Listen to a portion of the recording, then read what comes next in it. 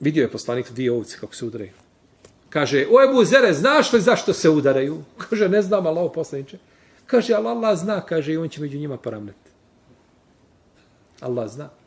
Boga mi poravneće među nama, svevišnji gospodar,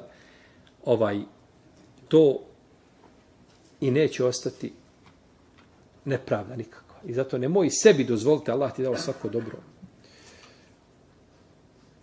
Ja se obraćam vama, ovo čuju i sestre, ali tako? Isto. Se odnosi i za jedne i za druge. Propisi isti. Da dođeš, da zaspiješ na večer, neko te proklinje.